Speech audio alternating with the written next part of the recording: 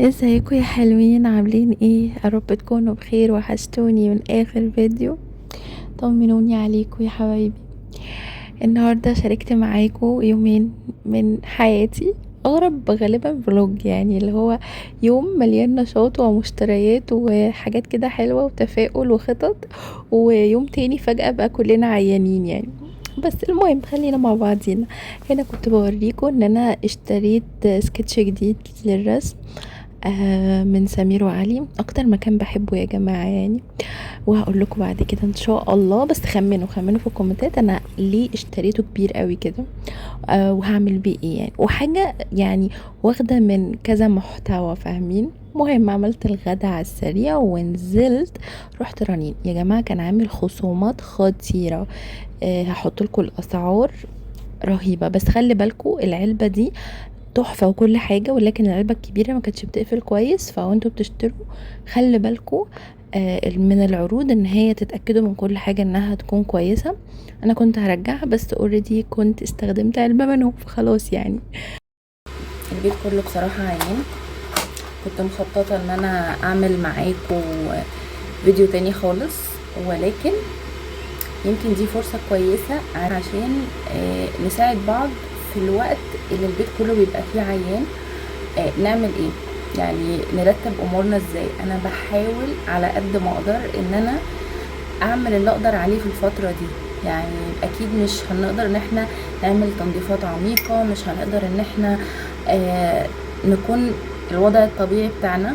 ممكن نكون اساسا ما بنعرفش ننام كويس في الفترة دي، ممكن نكون تعبانين احنا شخصيا، عايزين اللي ياخد باله مننا.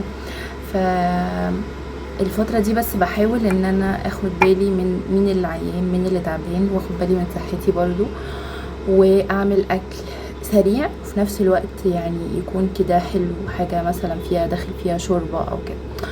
بس فما صورتلكوش الفطار لان بجد فترة الصبح دي انا مش عارفة هي عدت ازاي حقيقي. عملت كل حاجة بسرعة عشان اللي وراه دواء واللي كده.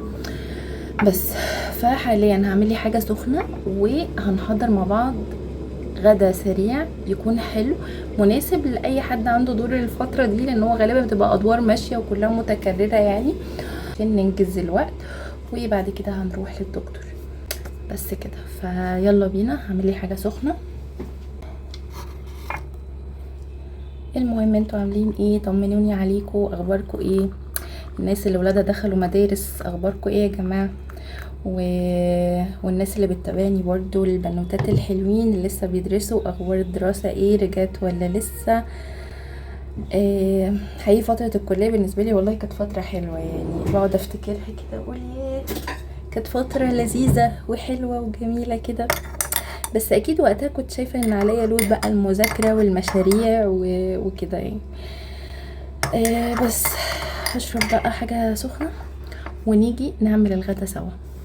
طلعت الشيش.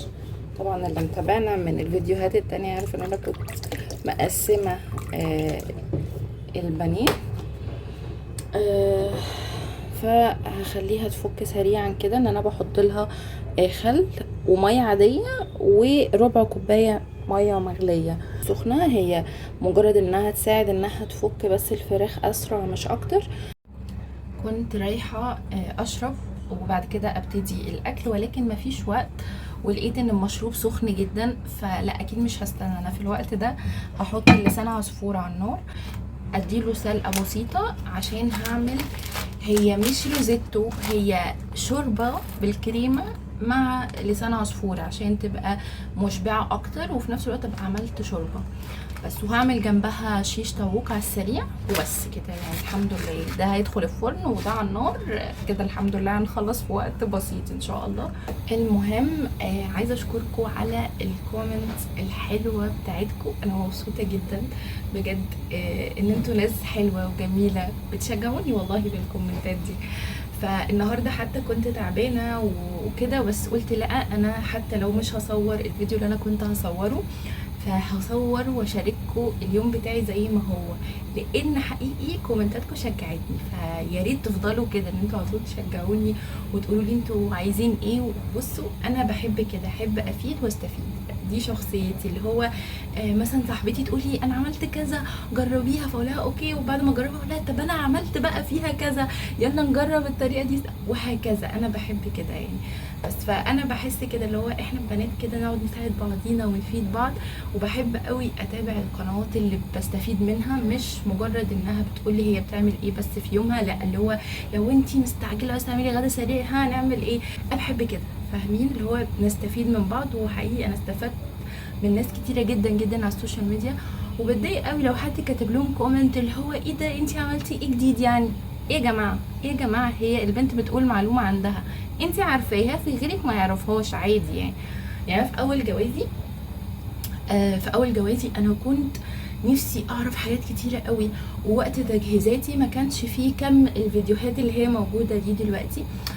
اوكي كان فيه بس بسيط يعني قوي. التجارب اللي الناس بتحطها على السوشيال ميديا وتقول لهم يا جماعه انا جربت كذا وطلع كويس، جربت كذا وطلع وحش، هاتوا ده في جهازكم، ما تجيبوش ده. حقيقي الفيديوهات دي حلوه، اعملها سيف او اكتبوا الملاحظات دي في نوت مثلا عندكم، عشان فعلا فعلا هما بيقولوا معلومات حلوه يعني. اقول لكم يعني ميرسي للكومنتات بتاعتكم. وكان في حتى بنوته قالت لي ان الفلوج حلو بس التصوير غالبا مش واضح قوي او محتاج كيك. انا ما زعلتش من الكومنت بتاعها، بس في بنوته تانية قالت لي لا التصوير تحفه وجميل ومش عارفه ايه، احنا شايفين كل حاجه بوضوح.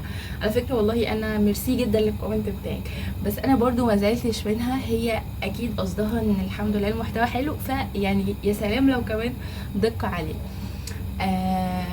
للحظة ممكن تحسوا ان الموضوع ده مهم وكده، ولكن احنا مش طول الوقت بنفكر زي بعض، ومش طول الوقت كلنا بنتصرف زي بعض في الامور المالية. يعني ممكن اكون انا عندي اولويات شايفاها للقناة عندي اهم مليون مرة من ان انا اجيب كاميرا عالية دلوقتي. اوكي يعني هي في الخطة، ولكن لا انا شايفة ان في حاجات اهم.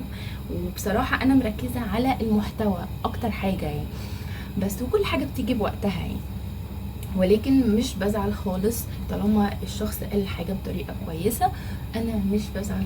فحبيت يعني ارد على الحتة دي. للأسف السوشيال ميديا بتحطنا في حتة كده اللي هو لازم تبقى كل حاجة مثالية وشكلها جميل ولذيذ وحلو. مش لازم كلنا طول الوقت شايفين الحاجة بيرفكت.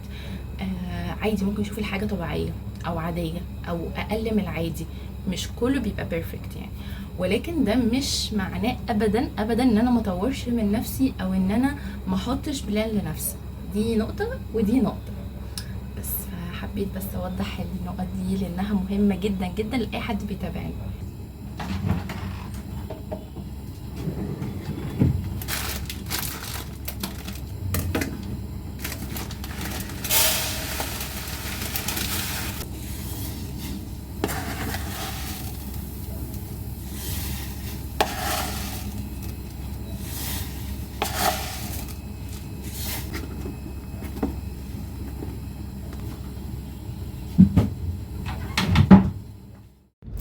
ويا جماعة عملت الشيش طاووق على السريع.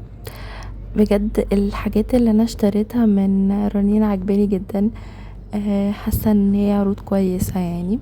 بصراحه مش بروح له الا لو كان فيه عروض من الاخر يعني. بس انما هو مكان كويس. المهم خلي بالكم بس في موضوع سن السكاكين، ان انتوا تغسلوها بعدها عشان بيبقى فيه برودة حديد، بس انتوا يعني مش شايفينها. المهم الشيش فك معايا بسرعة طبعا الحمد لله.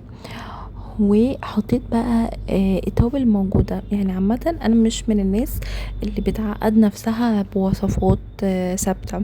لا يعني ممكن اعمل الشيش ده بكذا طريقة عادي. بصي يا جماعة، عشان تحسوا بارتياح في المطبخ ما تحاولوش تحسسوا نفسكوا ان انتوا في امتحان، او ان احنا يعني 1+1=2. لا خالص، جربي. التجربة دي بتخليكي بجد اولا تحسي كده انتي كأنك بترسمي لوحة، انك بترسمي حاجة كده شكلها حلو.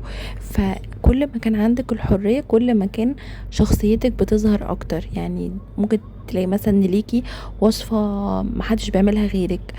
ليه؟ لان انتي اكتشفتي نفسك جوه المطبخ.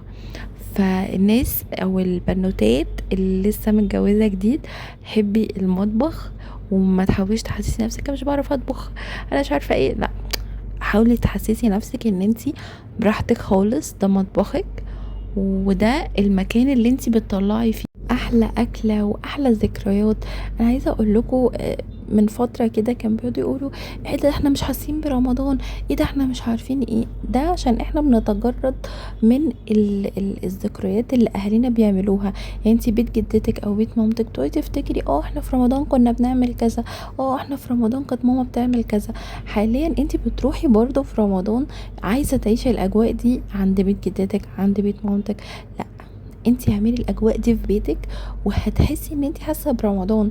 اعملي زينه رمضان واعملي اكلات كنتي بتحبيها زمان، مش بس الاختراعات الجديده وكده، لا، اعملي قمر الدين، اعملي الحاجات اللي هي فاهمين اللي احنا متربيين عليها العاديه اللي كانت بتفرحنا جدا على فكره وقتها. فكل ما تحسي ان انتي بقى عندك انتماء اكتر لبيتك ولحياتك، كل حاجه تخصك هي تبعك وانتي بتحطي روحك فيها.